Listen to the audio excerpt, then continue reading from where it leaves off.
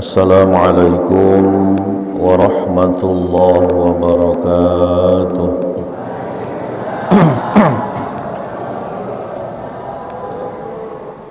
Bismillahirrahmanirrahim. Alhamdulillahilladzi ja'ala dzikra wasilatan ila rabbil alamin. Ashhadu an la ilaha illallah al-malikul haqqul mubin. Wa ashhadu anna sayyidana wa nabiyyana wa habibana wa syafi'ana sayyidana Muhammadan abduhu wa rasuluhu wa safiyuhu wa khaliluhu Sadiqul wa'dil amin.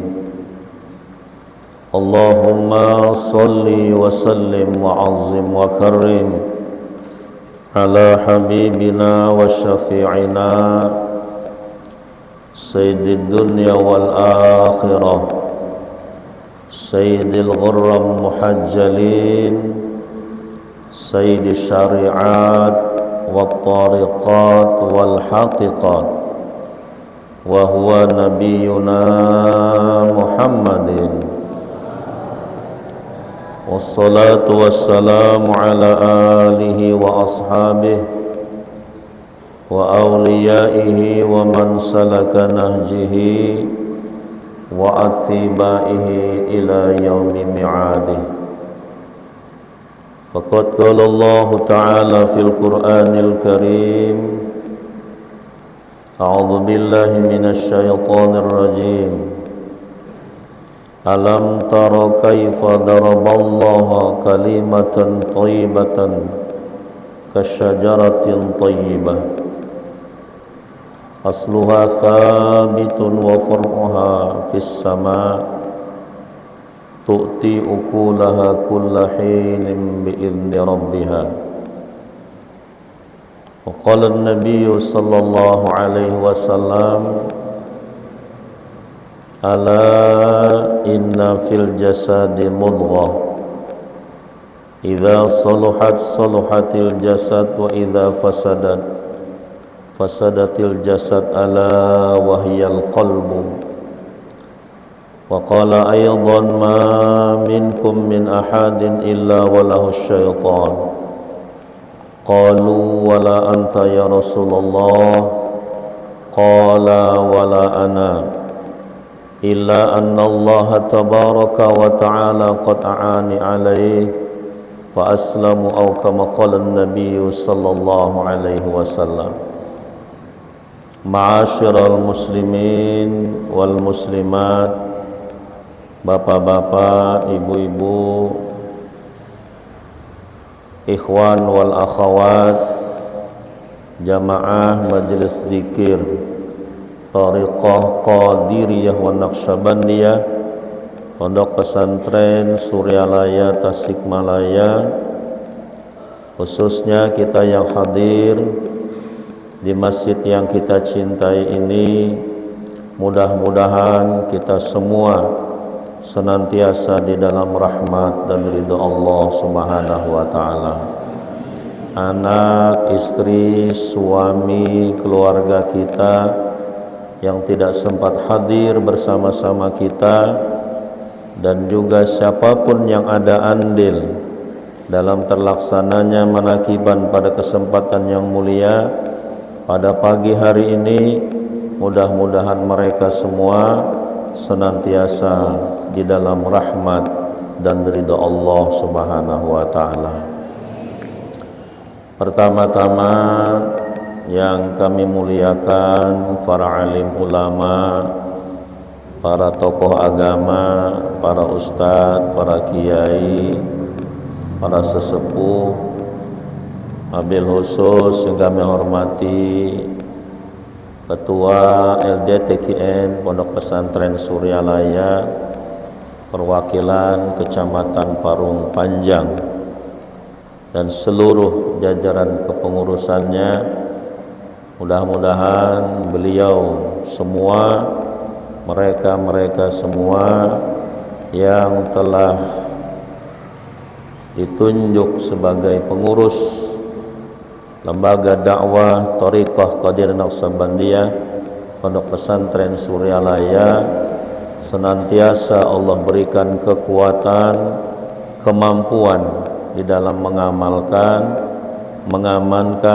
melestarikan amaliyah TKN Pondok Pesantren Suryalaya. Dan juga yang kami hormati Ketua DKM Masjid Baitur Rahman dan seluruh jajaran kepengurusannya, dan kita ucapkan terima kasih kepada Bapak Ketua DKM dan seluruh pengurus yang telah mengizinkan kita para ikhwan TKN Pondok Pesantren Suryalaya untuk bisa melaksanakan khidmat ilmiah, khidmat amaliyah manaqib Syekh Abdul Qadir Al-Jilani Qaddasallahu sirrah di masjid yang kita cintai ini. Mudah-mudahan beliau semua senantiasa Allah kuatkan iman Islam, dan mudah-mudahan iman dan Islam mereka senantiasa diproses sampai kepada maqam ihsan. Dan yang kami hormati semua ikhwan wal akhwat, bapak-bapak, ibu-ibu yang dirahmati Allah.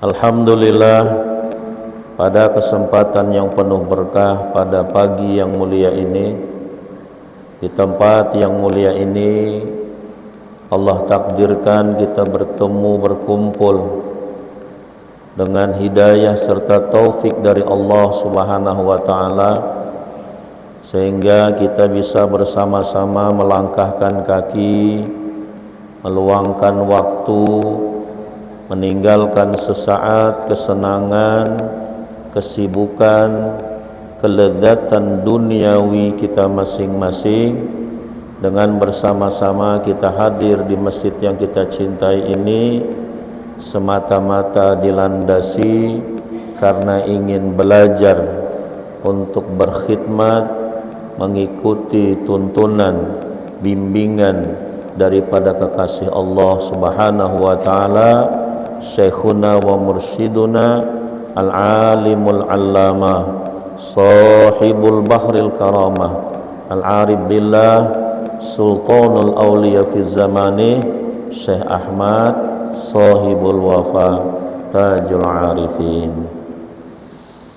Dan juga Bapak Ibu ikhwan wal akhwat yang dirahmati Allah, kita bersyukur pada detik ini kita masih diberikan Allah nikmat umur, sehingga kita bisa bersama-sama untuk menambah bekal-bekal akhirat kita, dan juga untuk introspeksi, muhasabah, koreksi daripada kehilapan, kekurangan, kesalahan, kealfaan kita di masa-masa yang silam.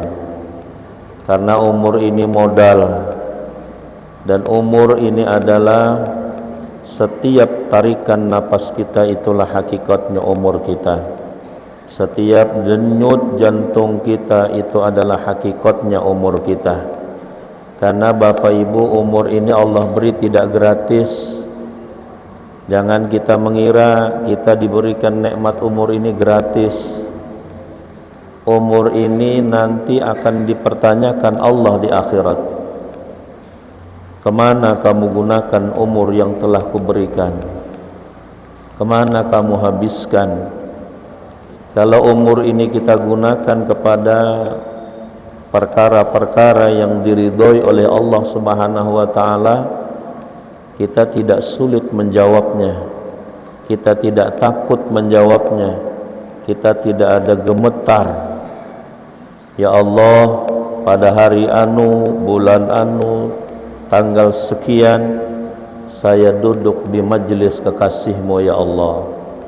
Saya mendengarkan tentang kemuliaan kekasih-Mu ya Allah.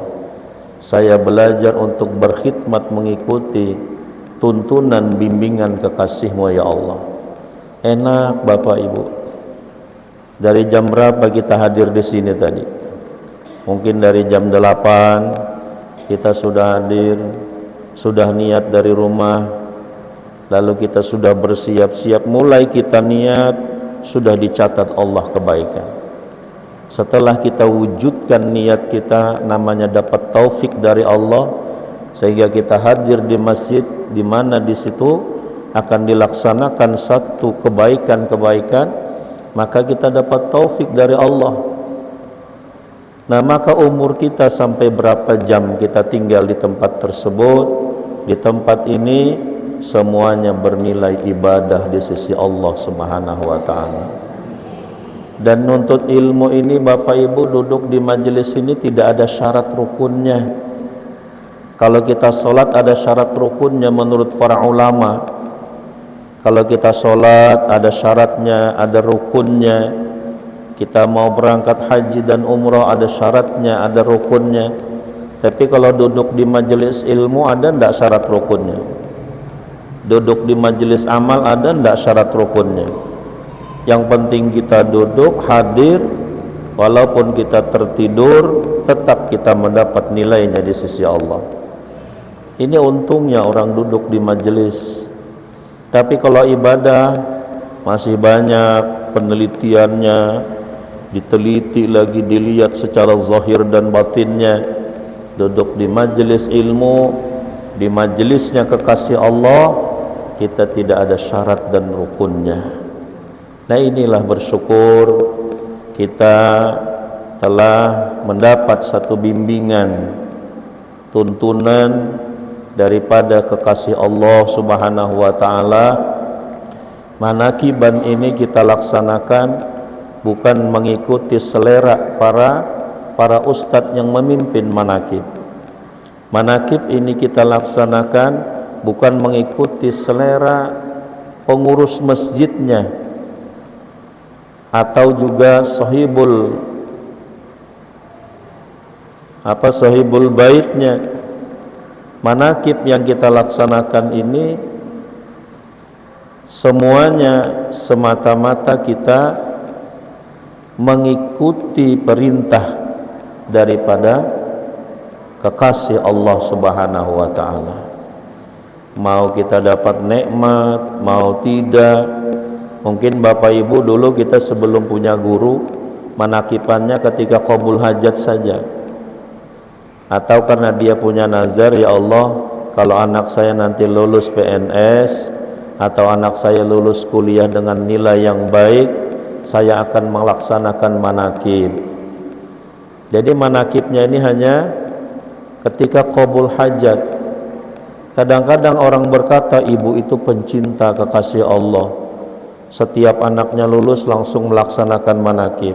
Setiap ada hajatnya yang qabul melaksanakan manakib. Kira-kira pencinta wali, apa karena dia mengambil dapat keuntungan dari seorang wali?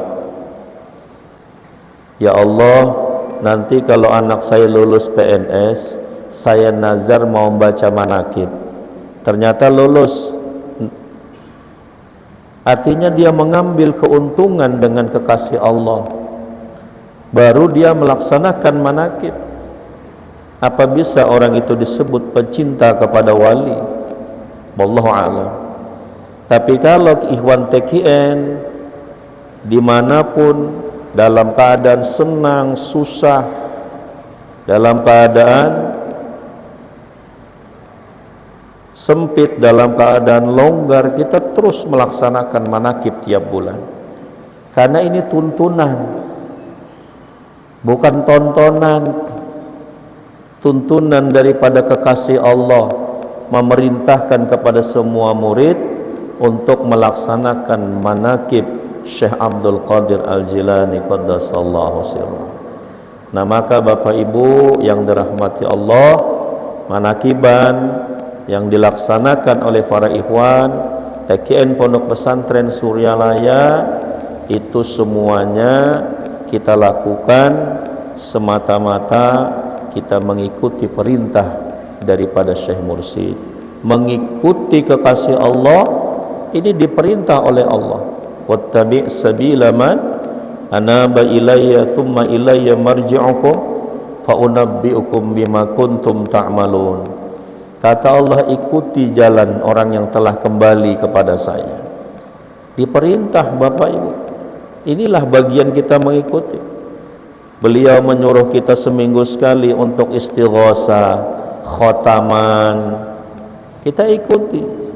Sebulan sekali diperintahkan manakiban, kita ikuti. Artinya kita mengamalkan salah satu perintah Allah di dalam Al-Quran. Nah, ikuti orang yang telah kembali kepada saya.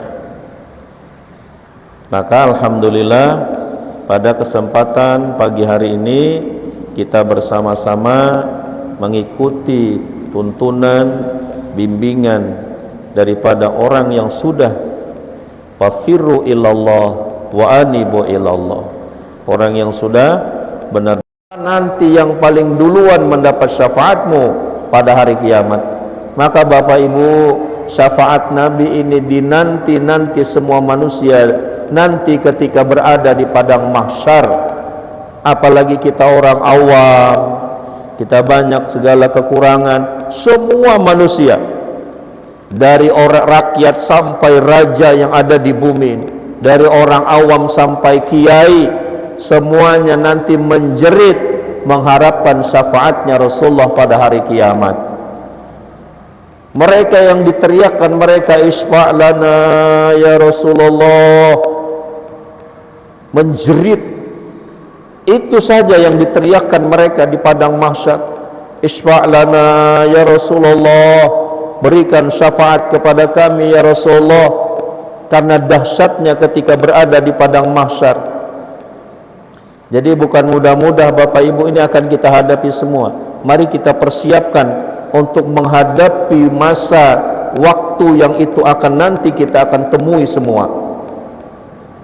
Karena Nabi kita sudah nyampaikan, nanti manusia berkumpul di padang mahsyar. Nanti manusia ini akan mati, sudah banyak buktinya. Nanti setelah mati manusia masuk dalam kubur. Di kubur itu ada nikmat, ada azab, sudah banyak buktinya. Kita lihat beberapa cerita. Nanti setelah itu mereka dibangkitkan, ini belum lagi, tapi Nabi sudah sampaikan. Setelah dibangkitkan, dibawa manusia ke padang mahsyar, itu sudah disampaikan semua. Nah, ini kita perlu persiapan untuk menghadapi masa-masa itu. Apa yang perlu kita siapkan?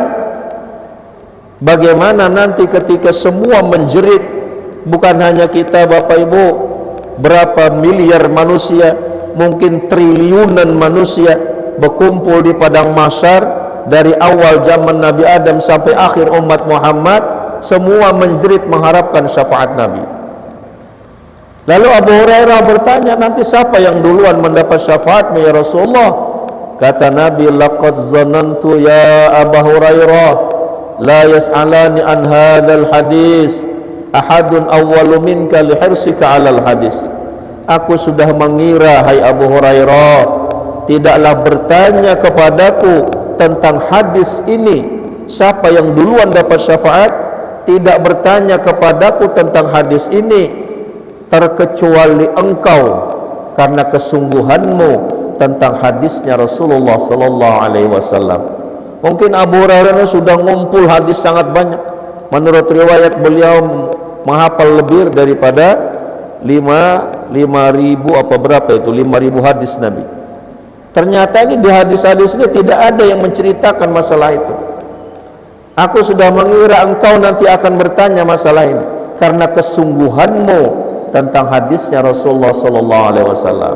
Lalu kata Nabi, ini berita gembira bagi para ikhwan, kita semua jamaah thariqah. Kata Rasulullah, asbaqun nasi bi syafaati yaumal qiyamah man qala la ilaha illallah khalisan liwajhi aw li nafsi syakur rawi. Kata Rasulullah, nanti yang duluan mendapat syafaatku hari kiamat, orang yang mengucap la ilaha illallah, ikhlas karena Allah. Ini Bapak Ibu, dulu Bapak Ibu sebelum ditalkin mengucap la ilaha illallah ikhlas enggak? Apa itu ikhlas? Ikhlas itu iltija'u syai'in ilallah, kata para ulama. Arti ikhlas itu disandarkannya amalannya itu murni semata-mata hanya kepada Allah. Nah, menyandarkan amal murni hanya kepada Allah di dalam thariqah disebut dengan ilahi anta maksudi waridhaka matlubi. Ini namanya ikhlas. Dulu Bapak Ibu sebelum la ilaha illallah dilandasi itu enggak? Tidak ada. Sebelum kita berguru, setelah berguru baru mau mengucapkan, sudah diluruskan niat ilahi anta maksudi waridhaka matlubi a'tini mahabbataka wa